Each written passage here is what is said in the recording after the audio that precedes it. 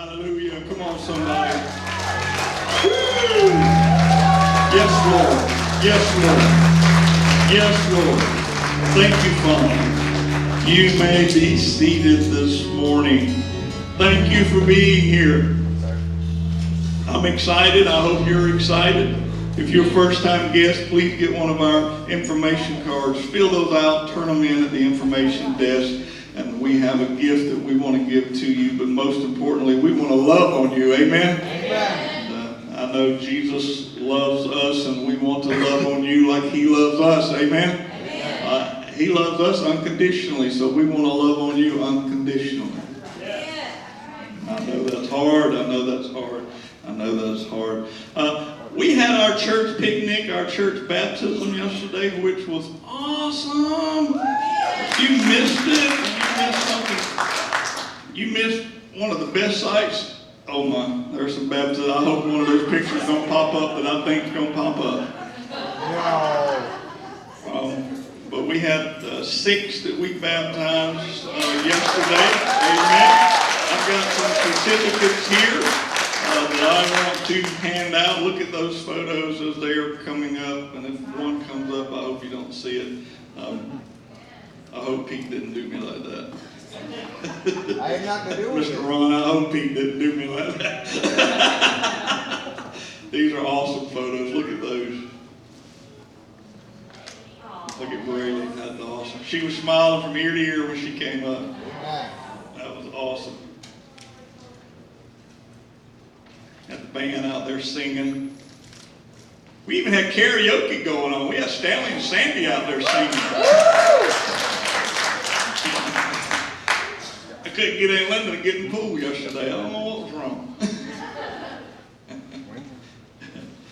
Oh my.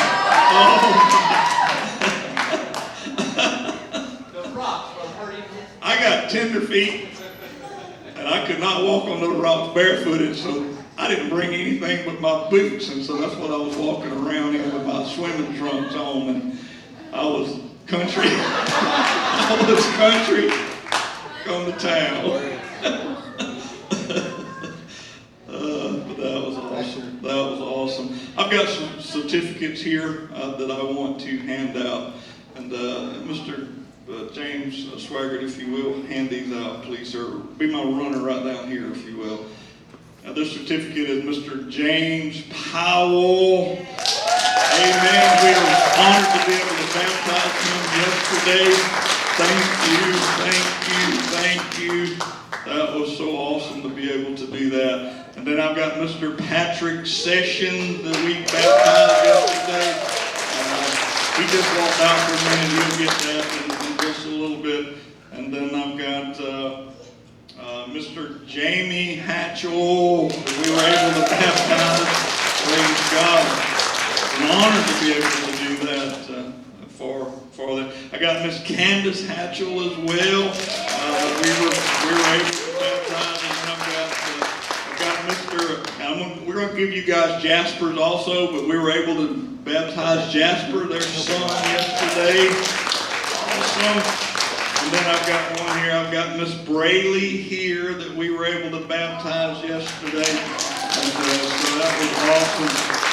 There was a picture after that one that when she come up and headed toward the side of the pool, she was grinning from ear to ear yesterday.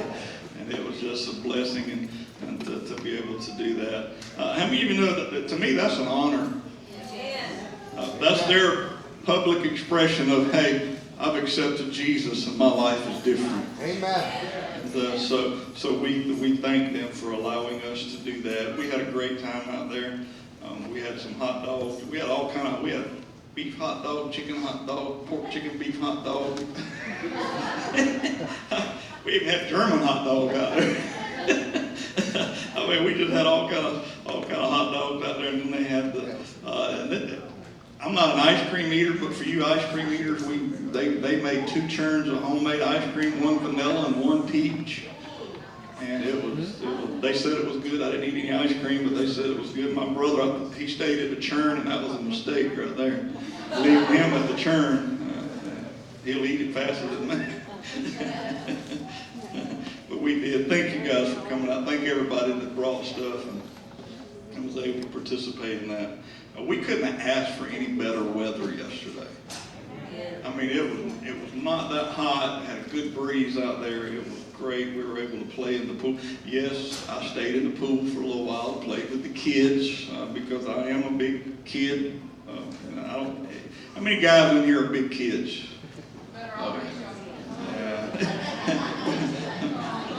My wife. Sometimes my wife asks me when I'm gonna grow up, and I go never.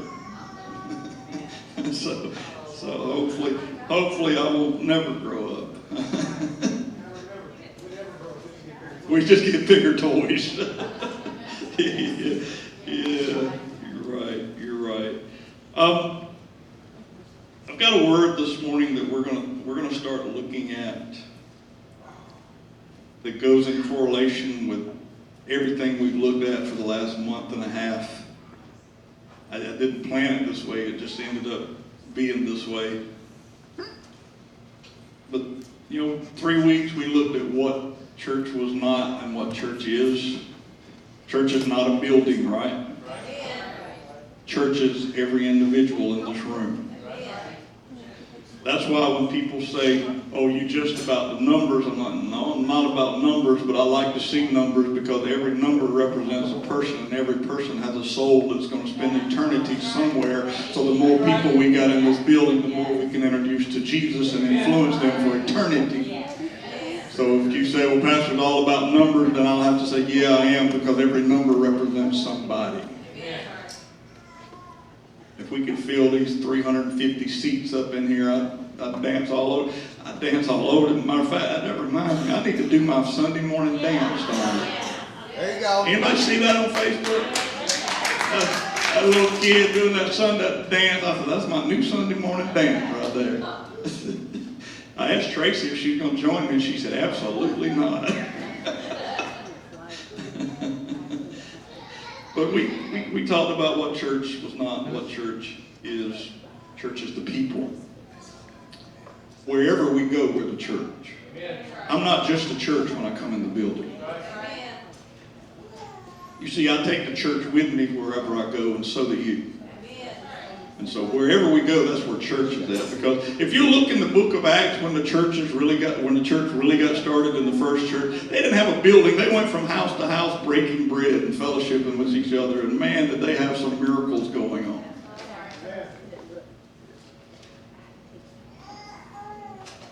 So we looked at that for 3 weeks. And then 2 weeks, we talked about open doors.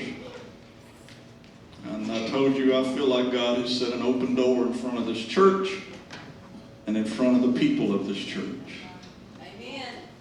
And we talked about 5 keys last week that we need to open some of those doors. Because how many of you know the scripture, we went through this and we explained this, and it doesn't say that Jesus would give us keys to the kingdom. He said, I'll give you keys of the kingdom. There's a difference there, because I have a key that will get me access to my house, but on the inside of my house I still have some doors to lock that I need some keys to get to once I'm inside of my house. So the key to my house is not the key of my house.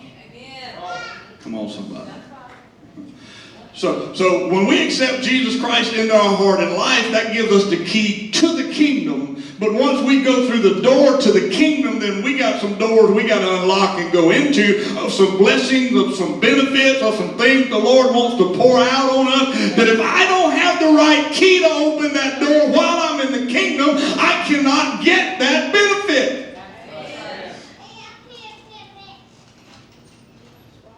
Because if you go to the bank, you got to go through the front door, which they have a key that unlocks the front door, and you go into the bank, and when you want to go to the vault, there's another door that's locked there, and they have to have the combo or the key to get in that as well. And if you don't have that, you can't get access to the benefits that's in that vault, which is a whole bunch of money.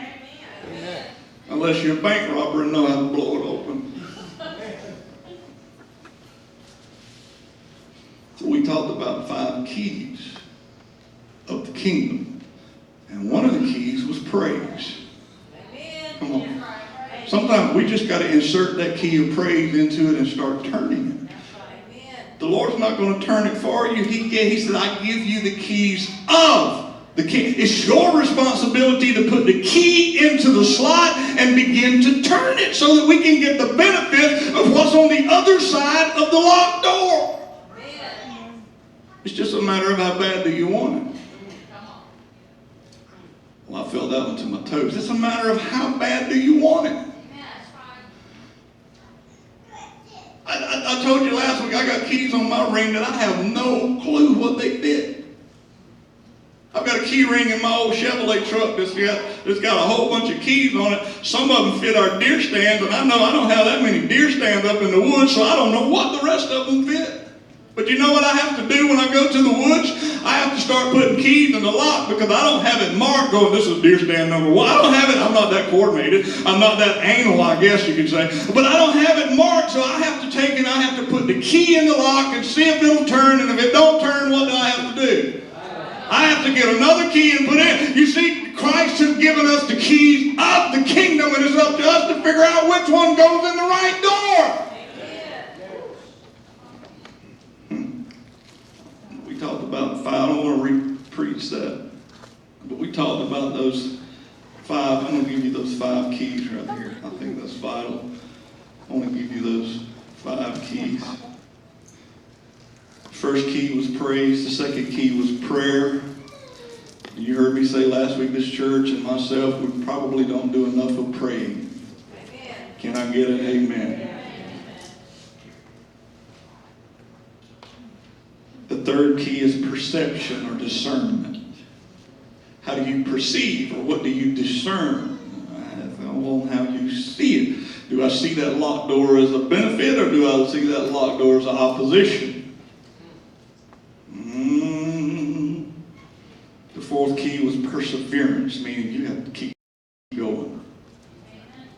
When it gets tough, you keep going. You can't run with what's the other? If you can't run with the big dog, stay on the porch. And then the fifth key was giving or generosity.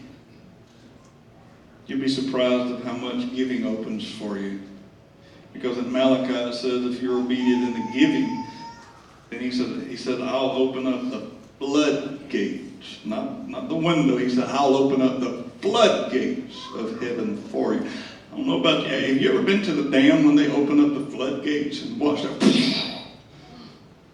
It comes out a lot and it comes out fast. The Lord said, I'll open up the floodgates if you're obedient. So today, we talked about open doors for 2 weeks. Today, this is what I want to talk about. Possess the promise. I want to talk about possessing the promise. And when you start talking about possessing the promise, you have to go and study the nation of Israel when Moses led them out of Egypt. Egypt is always a symbol of bondage. When you read it in the Bible, Egypt is always a symbol of bondage because the children of Israel were in bondage for 400 years. But they were in a type of bondage for 440 years because they wandered for 40 years in the wilderness or in the desert after they come out of bondage because they griped and complained against the Lord and against Moses. And so a whole generation died out and did not be able to possess the promise.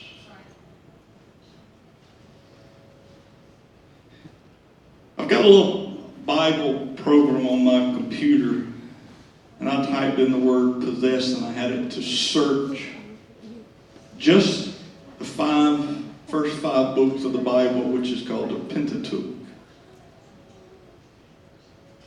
And in the first 5 books of the Bible, the word possess is mentioned in 50 verses of the first 5 books of the Bible. There are so many times in there that God says, go possess the land. Their promise was land. Their promise was a land that was rich. Their promise was a land that was flowing with milk and honey, and meaning that it had all the provisions that they would ever need and more. He's saying, go possess the land. Go possess the land. Go possess the land. Go possess the land. And I got to thinking about this, and I'm going, Lord, we just talked about what church is, what church is not. We just talked about open doors for 2 weeks, and now you're going to tell us to possess the promise. But in order to be able to possess the promise, you have to know what the promise is.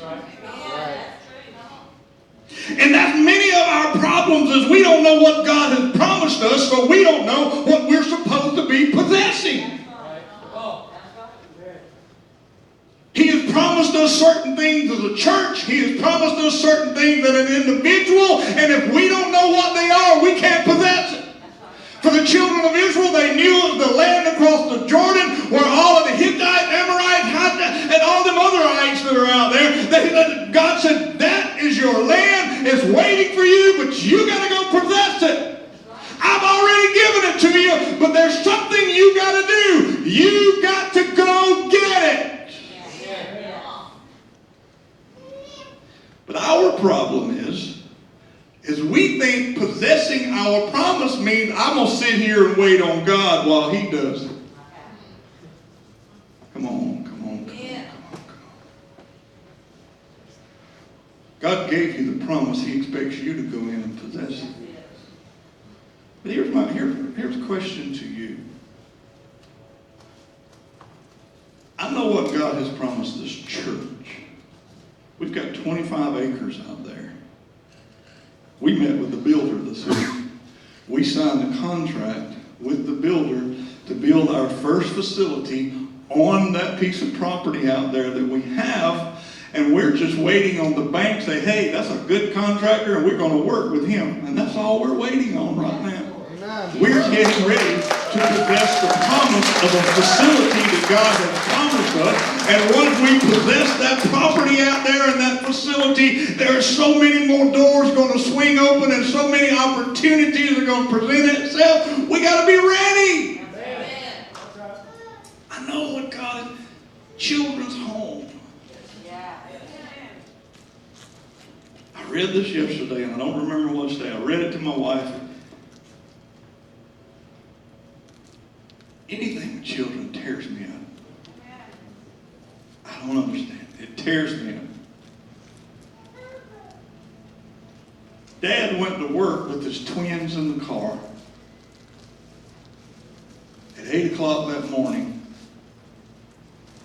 He comes out of work at 4 p.m. that afternoon, gets in his car and starts down the road and looks in the mirror and sees his twins in the back. And he gets frantic, according to the report that I read. He gets frantic and pulls over, and people see him. He's hollering, screaming, and people come, and the twins are dead from the heat.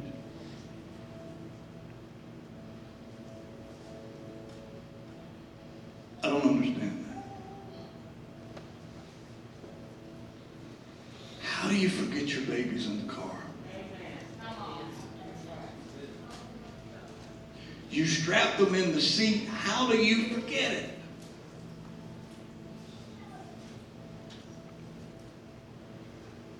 Twin boys. From 8 o'clock to 4 o'clock that evening. And they were a year old. And they passed away. He's facing charges.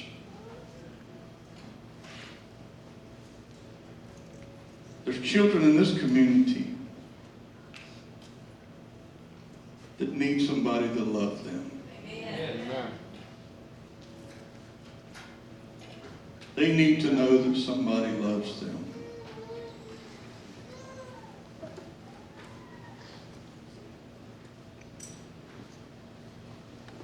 Please don't allow children to be treated like trash. There's too many people in the world that want children. Take them to the fire station, the police station. Take them somewhere and say, I can't deal with these kids. Don't treat them like trash and throw them out to the garbage. If we had those children's homes built out there right now, we could fill them up.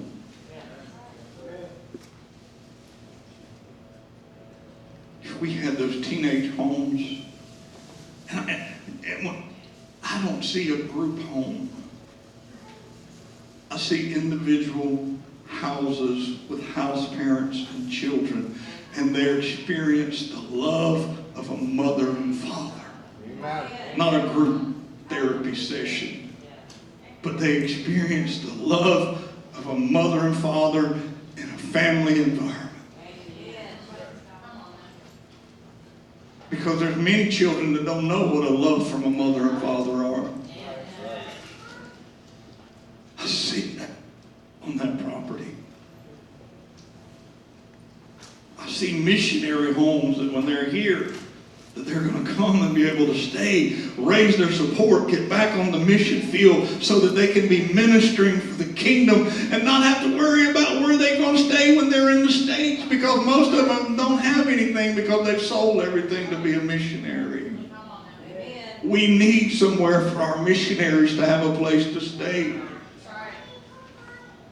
I don't know how that's going to work, but I'm praying that we're financially to the point where all they have to do is buy their own groceries. We can supply the place and pay all the bills except their groceries. I don't know how it's going to work. God knows how it's going to work. I see some single moms struggling with 1, 2, 3 kids needing a place to go. And we're able to provide them with a place and some stability, and teach them some skills, and be able to minister to them for the kingdom. They get back on their feet, and we're able to help them get their own place. If you're a single mom, you know how hard it is. And you're probably thinking, "Whoo, Jesus, I wish I had somewhere like that when my kids was little." I don't know how all that's going to happen. But I see it. That's our promise. That's our promise. That's our promise for this church. What has God promised you individually? Samantha, what has He promised you? Miss Nellie, what has God promised you? Patrick, what's God promised you? Do you know what He promised you? Because if you don't know what it is, you need to find out, because you can't possess it until you know what He's promised you. Amen. What is it that He's promised us?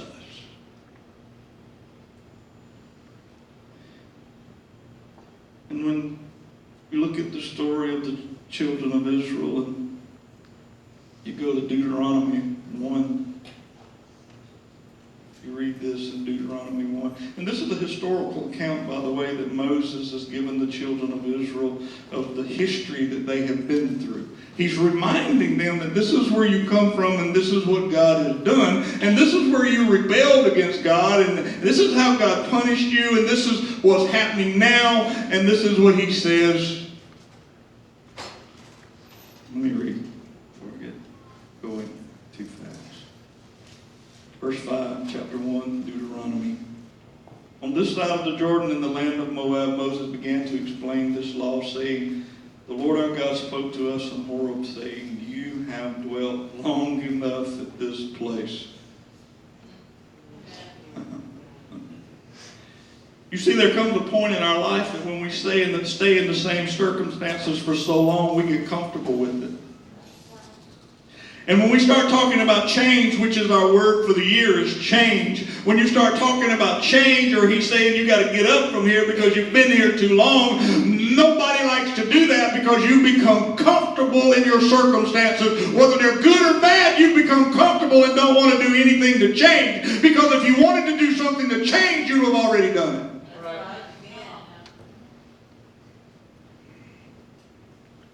I know when I get home and I get in my recliner and that thing gets comfortable, I don't want to get up out of that thing and I don't want to change. I just want to sit there sometimes. It gets comfortable, it starts to feeling good, and I'm okay with it. And that's what we do in our life circumstances sometimes. We've been in it for so long, we go, okay, I got to live with this. And this is the way it's always going to be. No, no, no, no, no. It says, you dwelt here long enough at this mountain. Verse 7, turn and take your journey and go to the mountains of the Amorites, to all the neighboring places in the plain and the mountains and the lowland and the south and the sea coast, to the land of the Canaanites and the Lebanon as far as the great river, the river Euphrates. See, I have set the land before you. Remember, the land is their promise, right? He said, I've set the promise before you. Here it is. Here it is. Here's the promise. I've set the land before you. Go in and possess the land which the Lord swore to give to your fathers, to Abraham, to Isaac, and to Jacob, to give to them and to their descendants. I love this. You see, your promise that he promised you is not just for you. It's for your descendants too. Amen. Man, that makes me want to do my Sunday morning dance right there. The promise he gives me is not just good for me, it's good for my descendants after me as well. My children, my grandchildren, my great-grandchildren. That promise is good for all of them. Because he said, I promised it to your forefathers and your descendants are going to inherit it too. So it's very important that we possess the promise. Why? Not just because we're going to be missing out, but because my descendants are going to be missing out too if I don't possess it. Oh, come on, somebody. Possess the promise. And when you start talking about possessing the promise, how many of you know when they went across Jericho, when the children of Israel went across the river of Jericho, they went across on dry ground, the Bible says, not a muddy ground like some of the movies depict, but they went across on dry ground according to the Bible. I don't know how God dried up the river in the flood stage and the ground be dry up under it. I don't know, but he's God. He's God. And they went across and they set foot in the promised land, but they didn't possess the promised land until what? They had to fight. Because the first city they came to was Jericho, right? The first city they came to Jericho, and when they got to Jericho, these high walls and these really thick walls were there, and they had no clue of how they were going to possess the promise. You see, once they set foot into the promise, there was battles that they had to fight, and then there were some battles that they had to get instructions from the Lord on how to win because they didn't know how to win them. Come on, somebody. We don't listen a lot of times when we get into battle. We just want to fight. But we don't listen for the instructions of the Lord telling us how we're supposed to win that battle. Amen.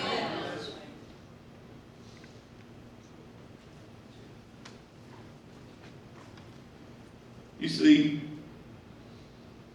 I have been taught for so many years that we got to fight. There's so many scriptures talking about fighting.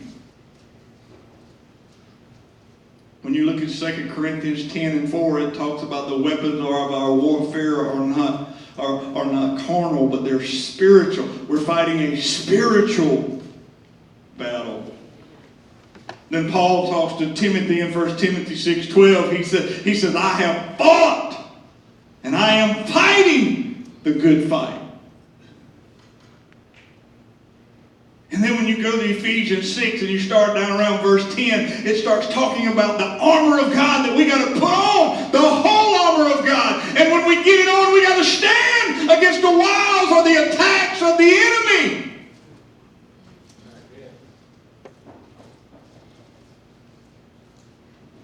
been taught all my life how to fight. But nobody has taught me how to possess. Nobody has taught me how do I possess what I'm fighting for.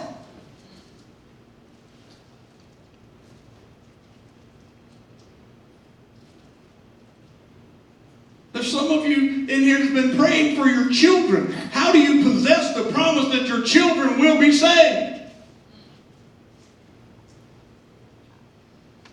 How do you possess the promise that by His stripes you were healed and your body received the healing that you... How do we possess that? Oh, we've been told, oh, we got to fight, we got to fight, we got to fight, we got to fight, we got to fight.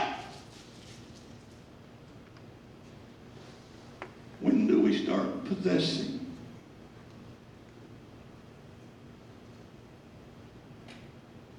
When do I grab hold of the promise and start enjoying it? How many of you know that sometimes the Christian life is not all that enjoyable? I need to get a big amen on it. Christian life is not always enjoyable.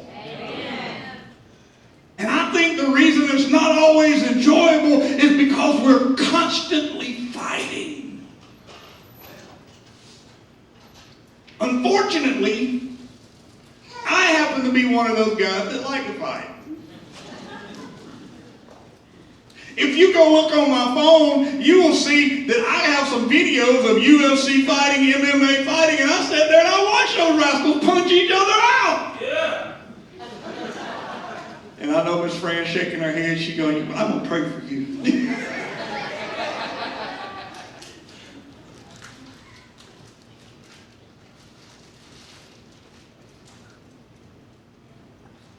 Fighting sometimes becomes our identity.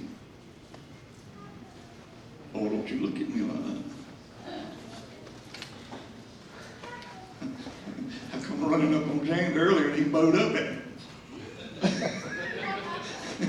He's like, well, you come running up, I don't know what you was going to do.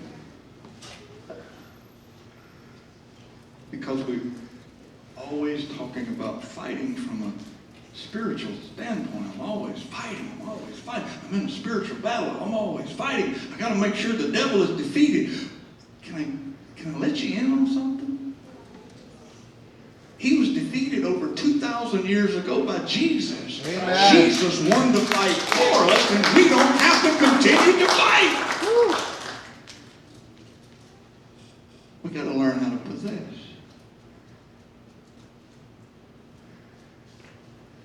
When I used to take martial arts, and I loved it. I loved the fighting more than I did learning the katas. I like to fight. Matter of fact, I like to fight so much that he tied me and one guy together. I would come at him and he would back up. I'd come at him and he'd back up. I'd come at him and he'd back up. And we'd always been taught, never back up, move side to side. When you're backing up, your opponent has you off balance and he can take you. You need to remember that spiritually. The enemy gets you off balance, he got you. That's right.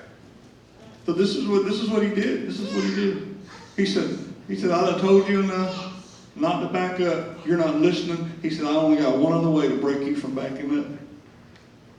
And I'm standing there, and the guy goes, what's that? And he pulls out a rope about this big around. And I'm like, what are you going to do with that? He said, you'll see. He said, get in your fighting stance. I got my foot, and he ties the rope right around my leg. He ties the rope right around his leg, and he gives us about 3 feet. I can't go back. He can't go back. So that means you got to do this.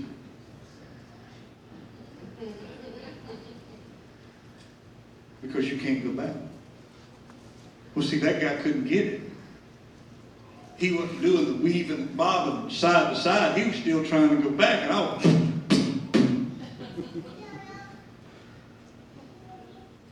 Unfortunately, that's the way the devil does us sometimes. He gets the advantage on us and we feel like we're tied to him and we can't get away from him, and he's taking us out.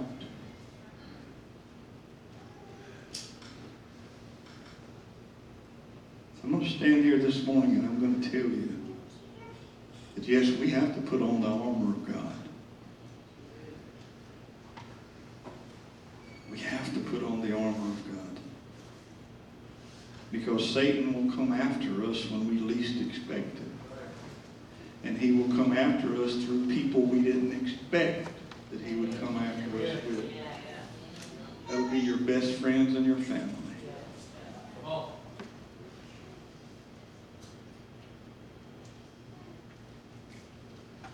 You know, friends aren't really friends if they only want to be around you in the good times.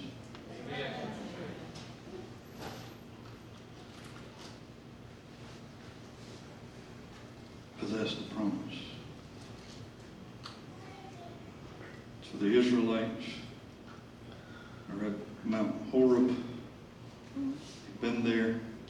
Moses is recounting the historical events that took place in the 440 years of their bondage. 400 in Egypt, 40 in the desert. There's 440 years. He's recounting everything that God had done for them and some of the stuff that they did that wasn't pleasing to the Lord. He's recounting all of this. He says, but you've been here long enough.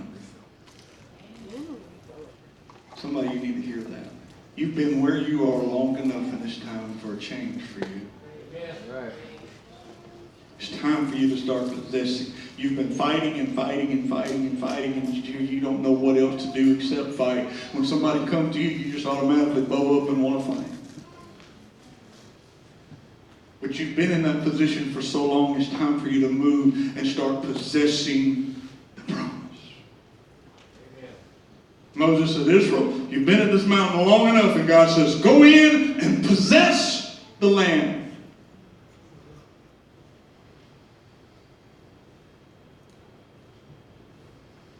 For you here this morning, I'm telling you that it's time for you to go in and possess the promise. And if you're one of those that's going, preacher, I don't know what my promise is, you better go home and find out.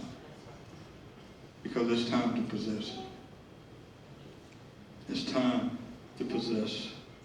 I got 3 or 4 pages of notes. I haven't even touched them yet. I don't know about you. Even though I like to fight, I get tired of fighting.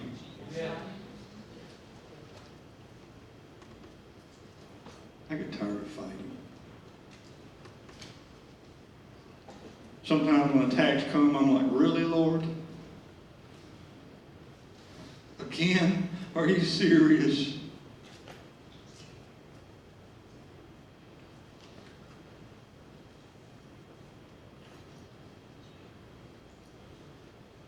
You see, unfortunately,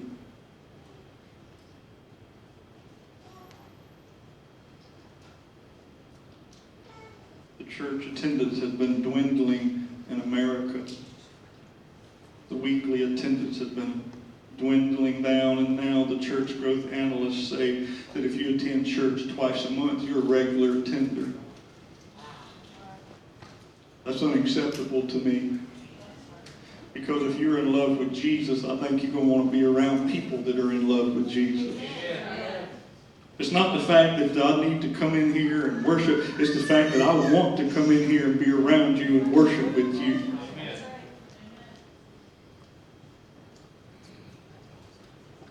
And sometimes there's a word that you need that'll be given here that's not going to be given out there.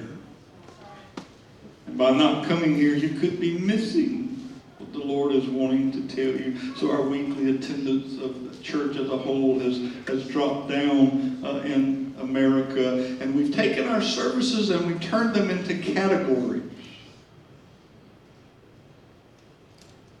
I mean, you know, and I know you've all heard these terminologies. A lot of churches have what they call traditional services now. A lot of them have contemporary services now. A lot of them have what they call seeker-sensitive services.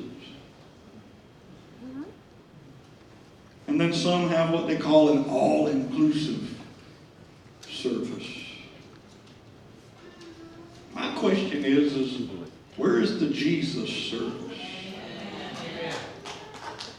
Where is the Jesus service? You see, we went through this verse last week, and it saddens me. But in Revelation 3:20, Jesus says, I stand at the door and knock, and he's speaking to the church. Why is he outside of the church? This is a great evangelistic verse. I told you this last week. It's a great evangelistic verse. A lot of people have been won to Jesus through this verse, and that's awesome. But this verse is not talking to unbelievers. This verse is talking to believers and the church, because Jesus is saying, I stand at the door and knock. If anybody will open the door and let me in, I'll come into him and have a relationship with him. Where are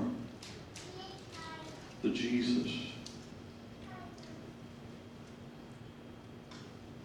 You know, we need to be more sensitive to the Jesus service than we do to the seeker service. Because I'm not going to please everybody. You're not going to please everybody. But I do want to please the Lord. And I think if we all come in here with the idea that we're going to please the Lord no matter what the other one thinks, we'll fill the house.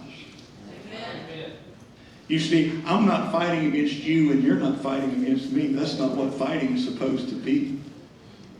But that's what the church has turned it into, because this side of the church has fought against the middle of the church, and the middle of the church has been fighting against the left side of the church, and the left side of the church has been fighting against the back side of the church, and nobody wants to go out with anybody, and nobody wants to come nowhere with anybody. Oh, I don't like them. If I see them in the grocery store, I'm just going to keep going.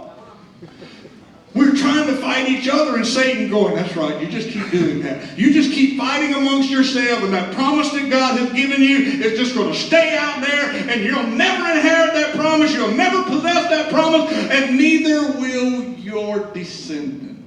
That's right. Shame on us, church. Shame on us, church. You know why?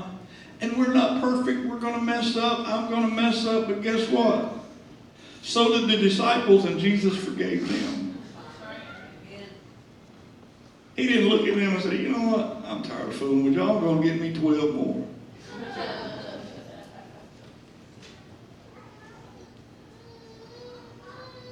He looked at them and he'd go, oh, ye of little faith. How long am I going to be with you? How long do I have to teach you the same thing over and over? How long do you have to see me doing the things that you need to be doing?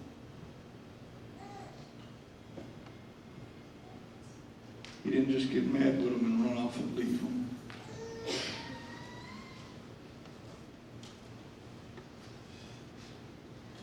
Why are we fighting against each other?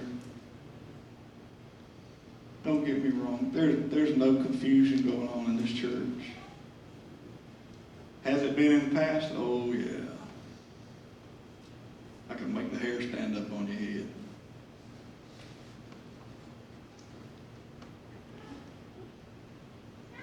But we're going to possess the promise. Amen. Jesus has got that promise of that land. He's got that ministry. And he's going to accomplish it with or without us. I'm going to be part of it. And I want you to be part of it. And I think the Lord wants you to be part of it because you're here. And there's others out there that's supposed to be part of it. They were part of it one time and they got mad and left. Well, guess what? They'll be coming back.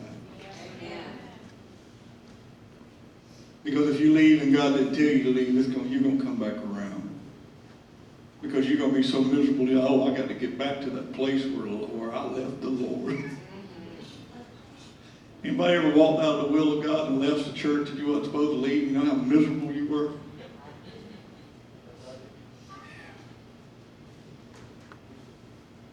possess the promise.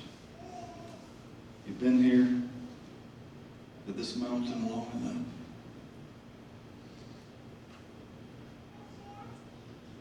Now it's time to possess. Are you ready to possess the promise? Yeah. Well, that was weak. I'm sorry, that was weak. Are you ready to possess the... I'm not going through my 3 pages of notes today.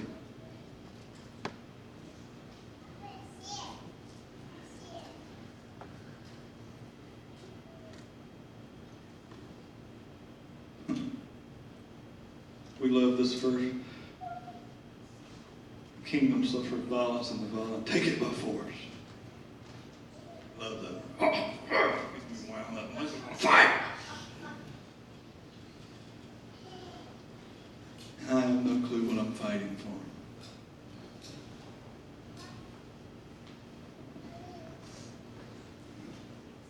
You know, Jesus, I don't need to say that. Come on, Pastor. You know, some of us like to fight so much till we stick our nose in other people's fights where we have no business belonging.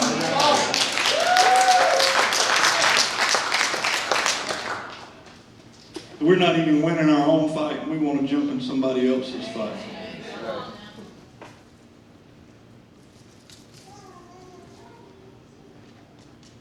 I want to learn how to possess the promise. I've done my share of fighting. And you know what? I'm not getting any younger.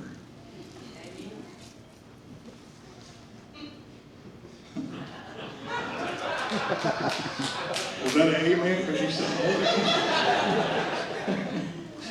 "Amen, preacher, you ain't getting no younger." You're right. I'm not getting any younger. You know the old saying that the old timers used? It says, "Work smarter and not harder." That's what we got to do in order to possess the promise. We're going to get into some stuff talking about possessing the promise, and when you go into the promise, how do you possess that? We're going to get into. The Lord's got some stuff in store for us. Can you say amen? We get the band to come back up this morning.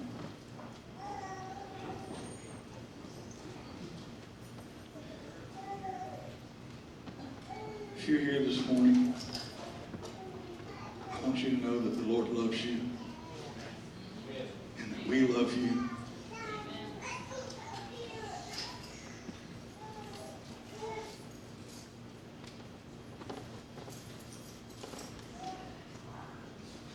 And that He's got a better life for you than what you're living. And I firmly believe there comes a time when we need to stop fighting and start possessing. I've got to stop fighting the circumstances in my life. Your husband is not the one you need to be fighting. Your wife is not the one you need to be fighting. Your kids is not the one you need to be fighting with. There's an enemy out there, and his name is Satan. That's who we need to fight. We create so many fights on our own. It's time for us to say, you know what? I know how to fight. Lord, I need to know how to possess.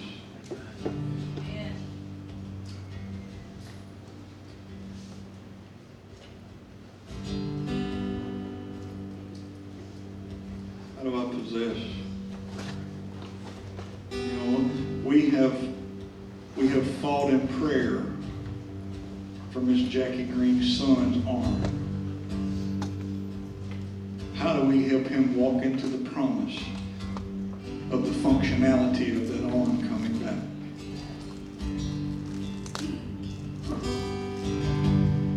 He's got a surgery coming up, by the way, Thursday, I believe it is. And we're going to fight for him some more in prayer. But we're going to learn how to possess it too. God's promise was that he is healed by the stripes that was put on Jesus' back.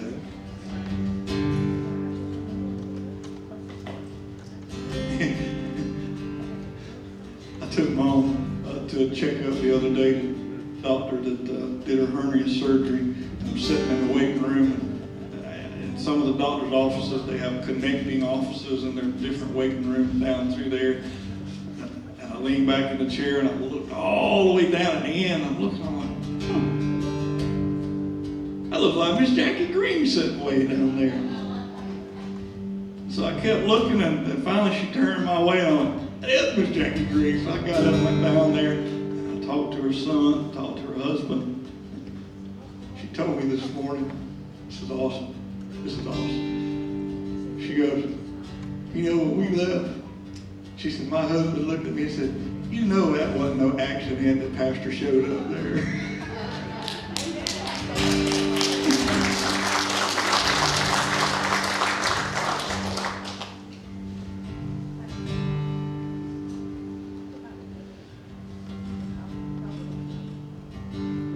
You've been there long enough. Miss Amy, you've been there long enough. It's time to possess the promise.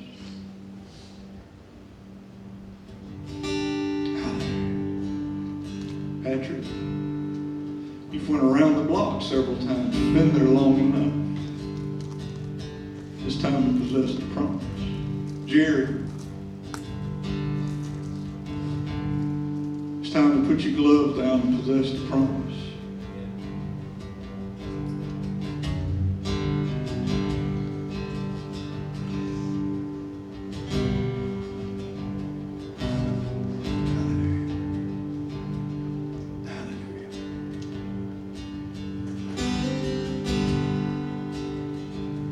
Don, it's time to possess the promise, sir. It's time to possess the promise.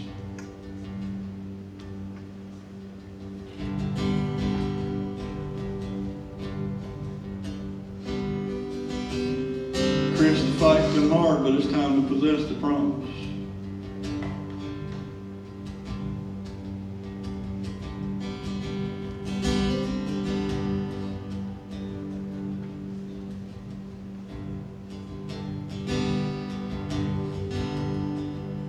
Don't you want the promise? I do.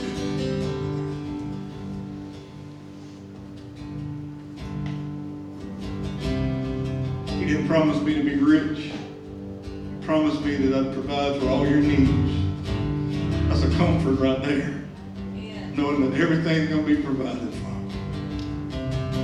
You go, preacher, you just stood up here and talked about a whole bunch of stuff that was going to happen. Yeah, I don't know how much it's going to cost or how it's going to come in, but I just know it's coming